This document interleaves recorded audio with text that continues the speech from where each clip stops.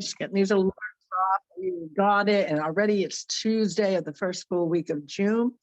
And it's Triumph Tuesday. Good evening, everyone. We are joining you tonight at night, right after dinner, although I'm still nibbling. I haven't eaten my whole meal. This is Carroll-Sue, aka Naughty Boss, live with two Sistas. Hey, good evening, everyone. This is Janis, aka Wellness Diva 5.0 on this Triumph Tuesday at night. And weather to weather the storm. I look at last week's weather, 80, we almost got, in the 80s. And then on Friday, it basically almost hit 90 degrees. And I think at some point we were for a short time. And I do not like turning on, I wasn't even thinking about turning on the AC because when we come downstairs, it's cool enough. So of course, up in the loft, it's very warm, even though we have AC up there. We didn't want to turn it on. We're like, oh, we'll just go downstairs and sleep. So it was like I was at an Airbnb Friday night in my own house, which was, kind of weird. I woke up in the middle of the night like, where the hell am I? And then of course, from Saturday when we attended the wedding, 50s to 60s. And now here we are still 50s to 60s. And we had a very poor high quality air alert because of all the smoke coming down from Canada. In fact, so much so that they've been all day long, air quality alerts, which I've never seen the volume of alerts about the weather. And then the sun, it basically looked like a peach this morning. In fact, we tried to get a picture of it and it would not capture through our cell phones, but I did see a picture of it on Twitter and it looked like a peach. So why are you getting? Because of the airstream, the airflow. Really? Yeah. So they have that much pollution in Canada that's echoing into the no. They had a whole bunch of forest fires. Oh, okay. I haven't been paying attention to the news. I guess it's a weird shadow. I think it's from the sun. Yeah, they've been having really bad forest fires, and in fact I talked to somebody earlier from Canada. She says, oh, all the forest fires, and I said, yeah, we're getting it here in Connecticut. Wow, so that's crazy. It's been a very ominous few days, and then of course this all day today. It reminds me, in fact, I said to Gary tonight, because we got alert about a slight passing shower. It reminded me of when I lived in Florida, and right before a storm where it would get that ominous grayish pea green look. Yes. Reminds me of. Wow. Right. Wow. Well, sorry to hear that. We had a gorgeous day here in Florida. It was probably one of the nicest days. Good heat, but not like the humidity was a little bit lower, which I haven't really noticed the humidity, I think, but maybe one day. But it was just that bright, beautiful blue sky. Clouds didn't come until later in the day. So I was excited to just, take a break from the computer. I've been on the computer like you nonstop. So many different projects going on. But we're talking about Triumph. So you triumphed over, obviously, the bad air quality, which you do have to take seriously, especially someone that suffers from, any kind of COPD or asthma or, any related, airwave issues and breathing issues, because that could be detrimental, especially if you're breathing in that. That's going to irritate your lung, give you that itchy feeling and dry feeling. And then on top of that, now breathing in this poor quality, which is now getting in your bloodstream. So, my suggestion would be definitely hydrate even more to make sure you're flushing out those toxins. But it is Triumph Tuesday. We were talking right before we jumped on. I am triumphing over my cell phone service. So it's not my phone, because it's happening to multiple phones in the house. And ironically, I don't really have an issue from early morning hours, so maybe about 2:30. And then all of a sudden it's this drop call. Or you make a call and you know how you'll hear the ringing of the phone, you'll hear the connection piece. You don't hear a connection piece. It's almost like it's spinning and then it just dies, but it's red. So I'm at a point, really from now until whenever, working with the Chair and Dance Winners Choice Championships, and, contacting programs and chatting with them about our events. So I need my cell phone, right? And most people like us do not have a landline anymore. So I'm like, what the bleepity bleep. So, I tried different areas of the house, was not successful. Like a light on my nose from the sun. I actually shut the shutters. So, I finally said, this is it. So I go to, and this is so cool how you could turn that you had to triumph over something to an actual blessing. So what happened was I went to T-Mobile, and, I chatted with the gentleman there, and I said, look, I'm an entrepreneur running my businesses. So he said, give me a few minutes. And, as usual, every time I go there, there's a stream of people, right? Just when you need the help. So I finally actually got a signal inside T-Mobile. So I had my list with me of the programs that I had to contact. So I just started calling them. And, people were they see me and, waiting to be seen, but yet I'm making these phone calls. And, they're just like, boy, you're so cheerful on the phone. What great customer service. And we don't even know what you're doing, but whatever it is, we'd like to come. So it was funny. It turned around a very frustrating moments, knowing that at least they could hear, the excitement in my voice, my passion about the upcoming season, and really sharing all that is good with this particular company, Winners Choice Championships. It's a really top-notch company. The production is like no other, as well. Really 5-star production, but a fun event, because a lot of times when you go to these dance events or cheer events, a lot of times the parents like, oh, another event, 2-day event, like blah, blah, blah. Now, what I love about it is we not only really provide a product that really focuses on the athlete, but also making an experience for those that are working with their gym programs, cheer programs. So it also is a great avenue for not only the athlete, but owners and coaches to really have that great experience as well, because they're working, but why not work in a great positive atmosphere? And then to top it off, to really provide a product that the fans and parents and grandparents can have a good time. So I'm really excited about it. So yes, I triumphed over not having proper service, but I managed to get my calls in for today, and made some great contacts, and really shared the experience. So turning a negative into a positive, really does help our mindset to really give us that little push that we need to kind of triumph over not so good situation and make it into a better situation. And you triumphed over the air quality. So we both met our goal of triumphing over something. That is true. And, as far as Twitter updates go, I can't wait. I can't wait. Twitter update. She's now the Twitter update queen. I love it, because I have not had any time, obviously, to pay attention to what's going on.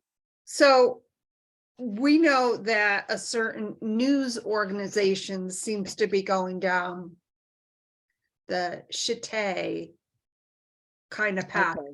So the first person, obviously, that they got rid of, as we know, is Tucker Carlson. So actually, no, it's probably been about an hour and a half. So about an hour and a half ago, Tucker was on Twitter doing his first episode called Tucker on Twitter. Oh, I like that. It's got a little rhyme to it. Yes, it does. And at the time when I viewed the video, it had only been up for an hour. There was already 1.3 million views. Wow, Now, you're gonna have to send me that link.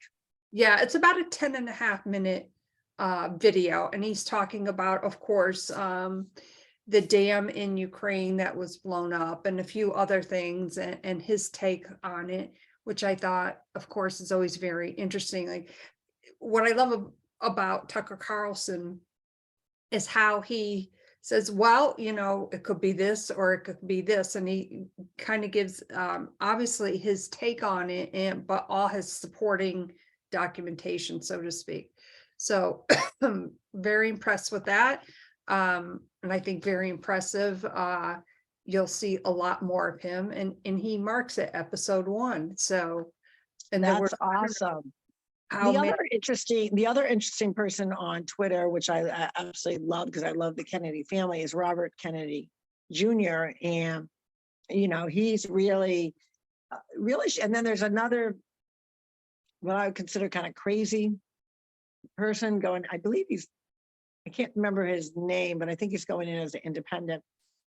And they're saying because there's possibly now 3 candidates, Biden, Robert Kennedy Jr., and this other guy, I can't think of his name. He's got wild hairdo and he's kind of cuckoo, but he is Black American, and he's, they're already saying that he's going to be pulling some of a lot of Black voters over to his corner, and he is very. I think he came up with 3 or 4 different pieces, like Ukraine. He mentioned, about 4 different bullet points of, what he's going to be campaigning on, which anyone could relate to. He seemed a little cuckoo to me in this presentation, but he's onto something. So that's telling Americans that, there are a lot of Democrats that are not pleased with who they're leaning towards, as well as, the polls are definitely stating that, he doesn't have a good rating. He's not in good health. yeah, I wanted to share that, but I got to run it. Sorry, to get my plug because I'm on my phone and I just realized I'm on a red battery. So give me 2 and chat away. Okay. Well, and of course, now that I am on Twitter on my cell phone, as I just mentioned about Tucker Carlson's Tucker on Twitter episode number 1, now has 2.3 million views. It's been shared almost 60,000 times. I think I have to take my glasses off for this one. 58.2. So he's close to it being retweeted almost 60,000 times. 162,000 likes and over 16,000 comments. I was just giving the update on Twitter about Tucker. 2.3 million. Wow. So what were the stats? 2.3 million views. Wow. 16,000 comments, shared retweeted 60,000 times, and 162,000 comments. I, of course, had to comment as well. Yeah, it's funny because I'll start reading some of the comments on different things, whether it's on Instagram, Twitter. And I always find it comical. You'll get that 1 or 2 people that will say something extremely negative. Yeah. Oh, yeah. I saw some of that. Yeah, and they'll and other people just pounce all over that person like, flies on rice. They just boom, they go. Yeah, they do. And of course, the other Twitter update that they were showing live is another Republican who's in New Hampshire, who filed his paperwork and is currently in the run for the GOP nomination. Now, I believe Christie and Pence were supposed to announce. Christie, who was it? I was getting from New Jersey. Yeah, the governor, previous governor from New Jersey. Right. And so he's in New Hampshire tonight. He's announcing his run officially. And then, like you said, Pence had already filed his paperwork, but he hasn't done the official running for and president. This is very normal. Everyone was like, why are all these people coming out? They're going to come out. And, obviously, after the first debate, you will see a lot of them back down because they, a lot of them, and you really can't, a lot of people talk about the polls. At this point, it's way too early.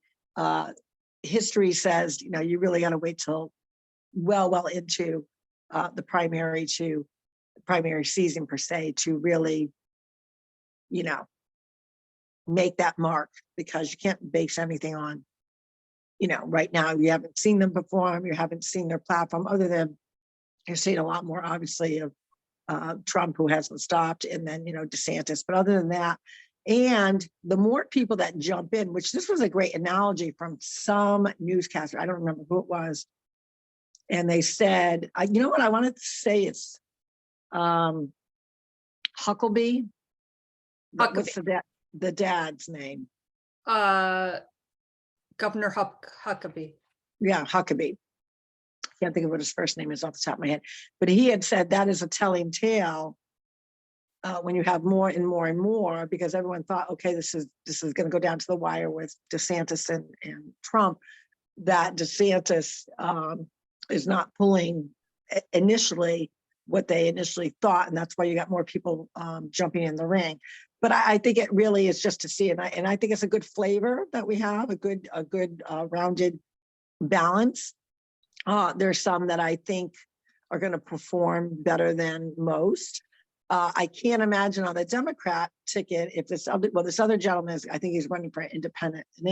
I can't. His name escapes me. I don't know him that well. I've seen him a few times. You know, gosh, it must have been a year or two ago. But you know, I can't imagine. I mean, can you imagine? You know, if the current person actually goes to a debate with Robert Kennedy Jr.? That is very interesting, because one of the things obviously that they were talking about, and especially RFK Jr., Robert Kennedy Jr., was that people want to see. I want to see them debate. I want to listen to what all the candidates have to say. And Nikki Haley, who was in the Trump administration, forgot exactly, I have my notes somewhere, what position she was in. But anyway, she's, you know, also running for the GOP nomination. And she brought up a very interesting fact that a vote for the person currently occupying 1600 is really a vote for the person underneath him, meaning the border czar. I don't even like saying her name. Right. The other thing that I thought was very interesting was that Robert Kennedy Jr. is spending 2 or 3 days at the border, which, you know, we know that the current duo has not gone to, or they've gone to the furthest point that they can. That's, you know, not really where things are happening. And while when it came down, I mean, let's face it, when the first time around, you know, he had, quote, the advantage. If there's an advantage to the pandemic, he had an advantage to, you know, clearly not come out of the basement. What is he going to do now? It's not going to work this time. It's not going to work this time because people, and he's in from a medical perspective. Again, we're not medical professionals.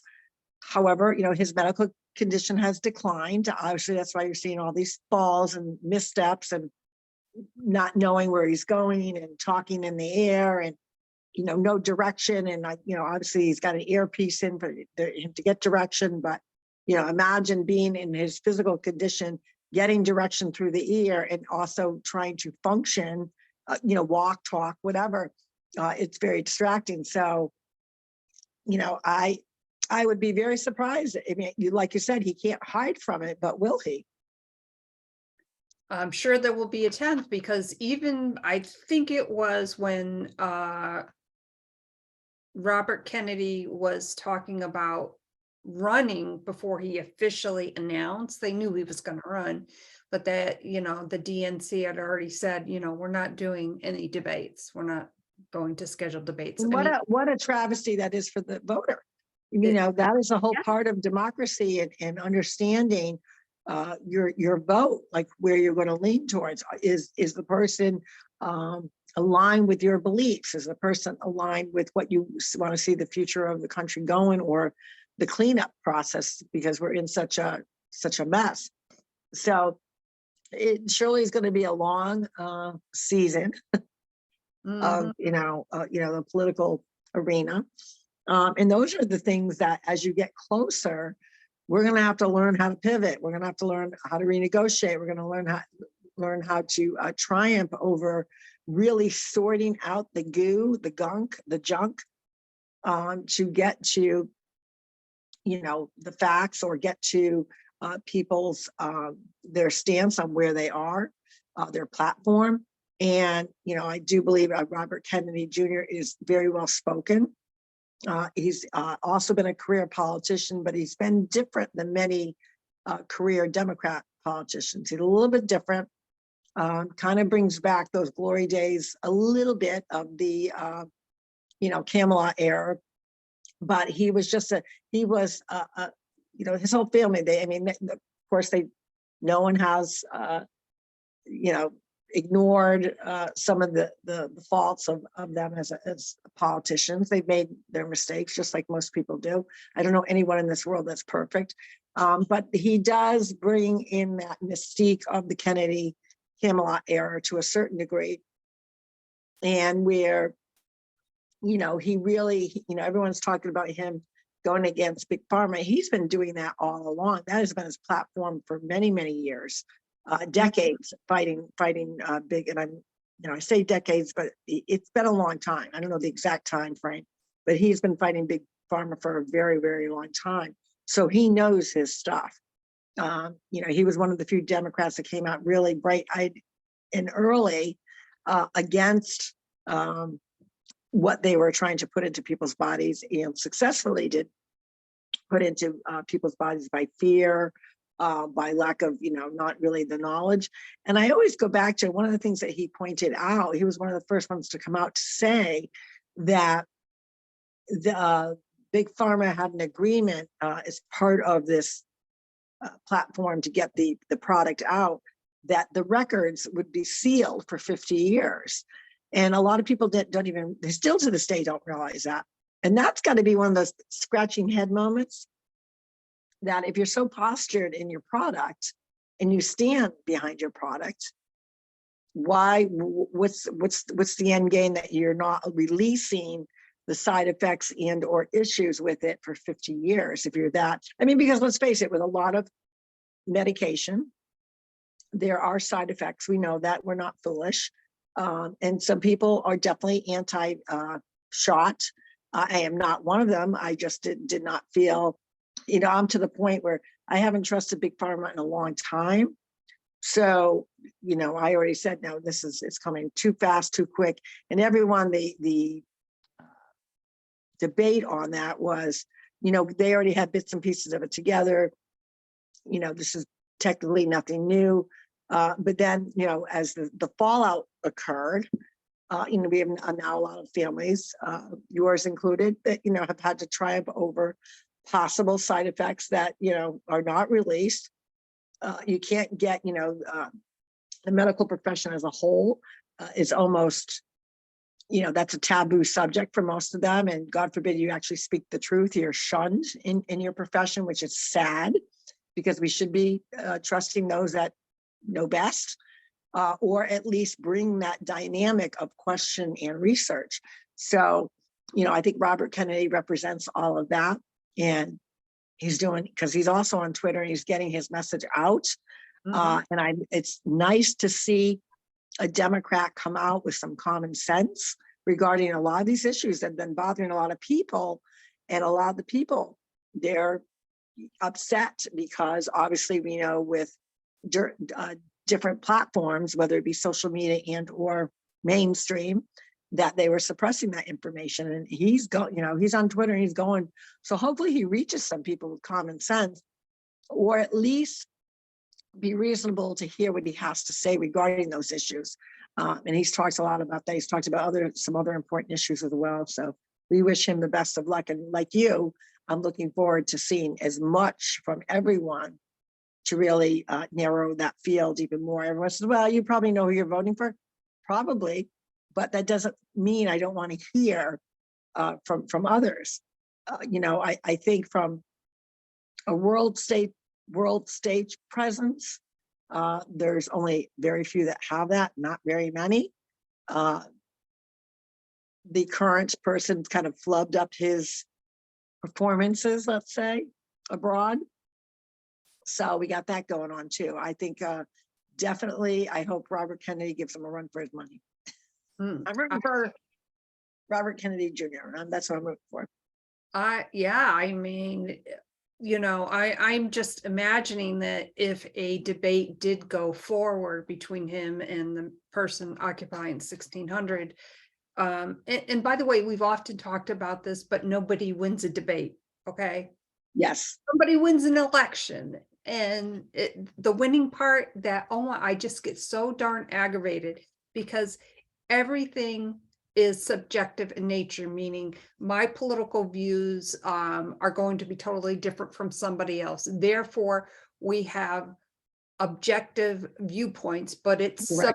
subjective. Nobody wins. So anyway. Right, and I know that, and they do that. We declare this, and then of course they usually have a rebuttal after that from the opposing party or whatever, like as if it was an election. And the bottom line, there is so much truth to that.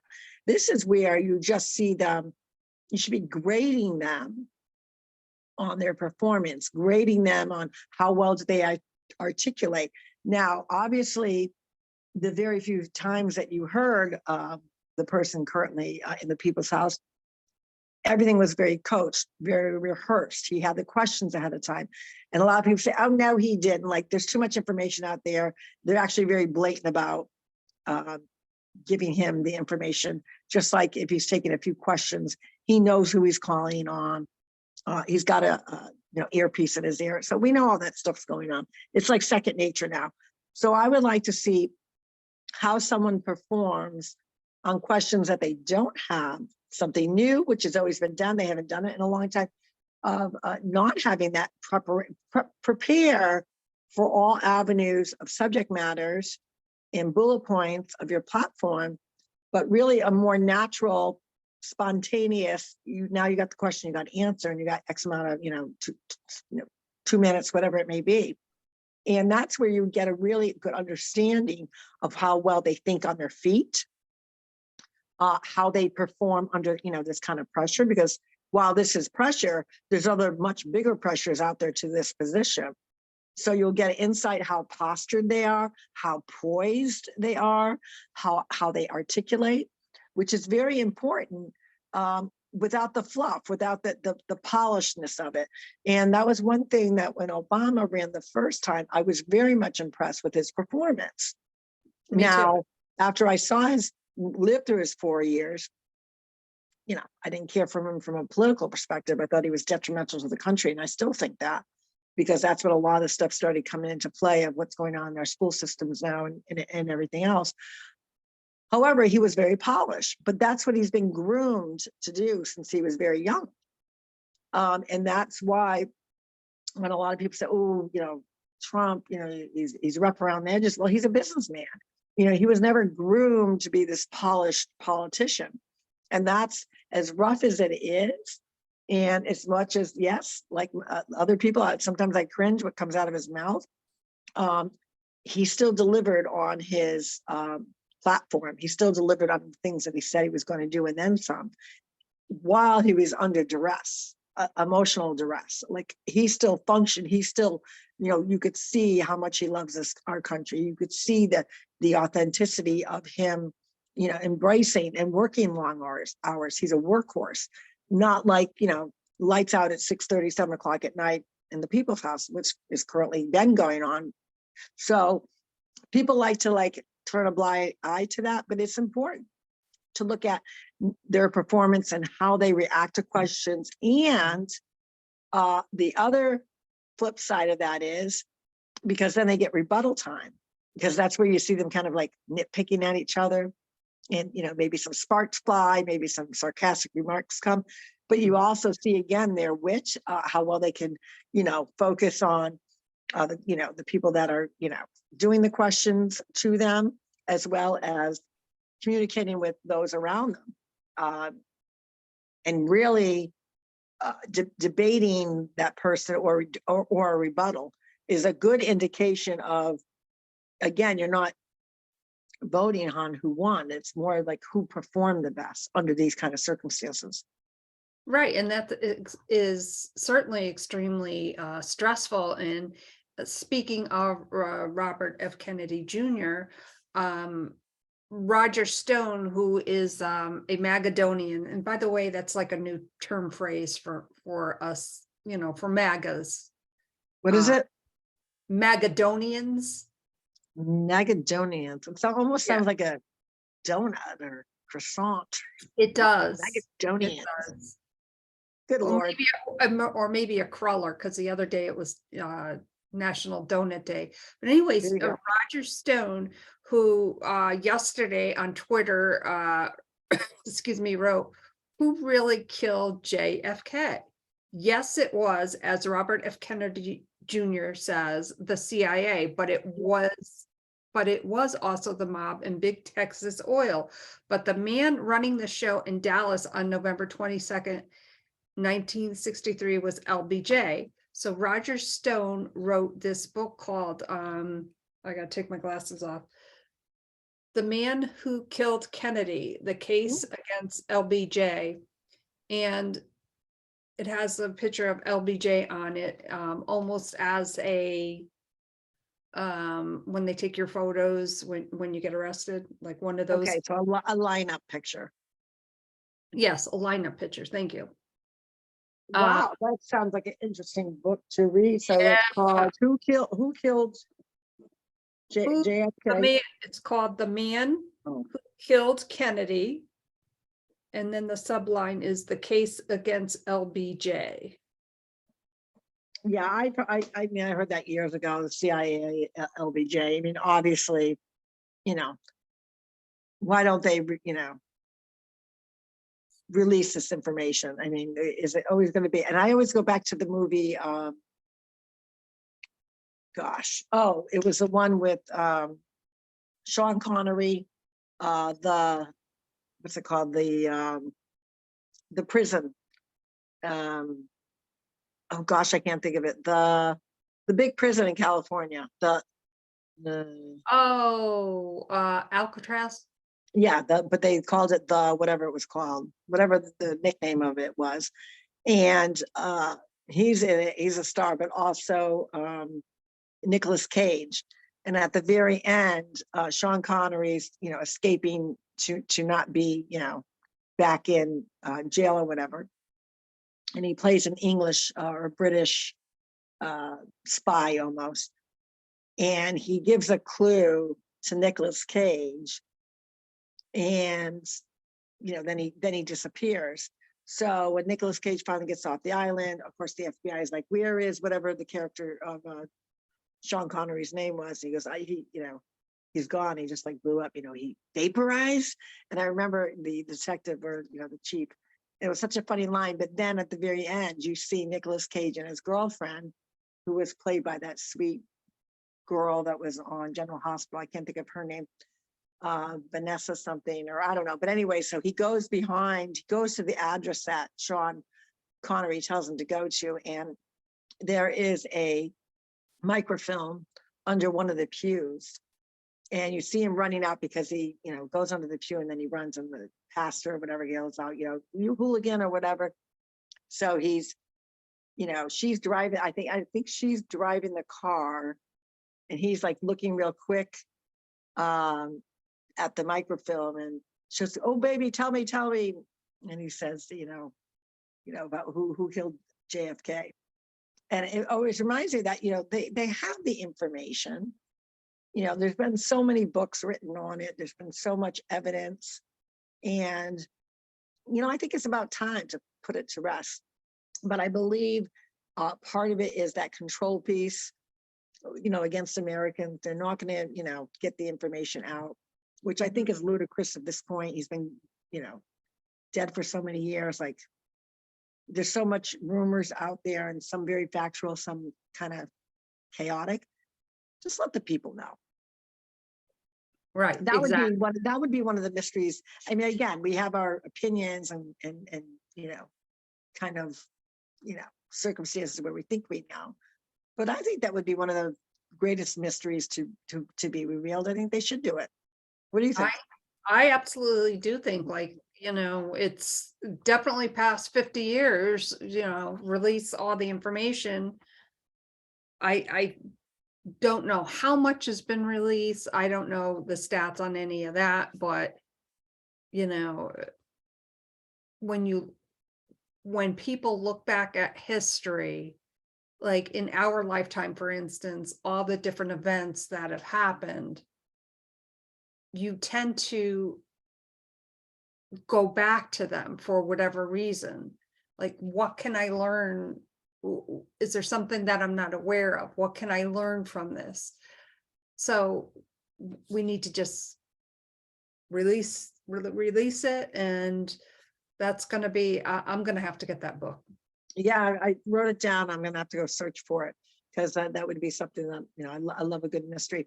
Speaking of Netflix series, as you know, John like rifled right through Night Agent. I saw like the last 3 or 4 episodes, so I've got to go back to watch the whole thing.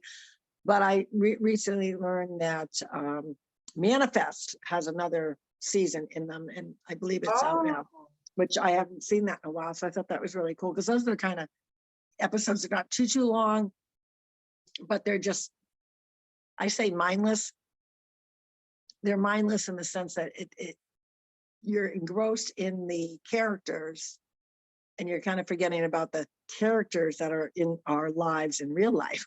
So it's a brain break from all that Yes. nonsense. Yes, absolutely so. And on that note, you know, what are you triumphing over today, this evening? You know, go to our website, or that back a little bit, www.TwoSistas.online.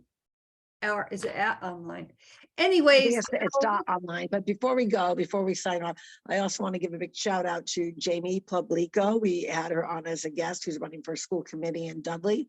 And tonight is her candidate night. She's probably right in the middle of it right now. So we're sending out good vibes.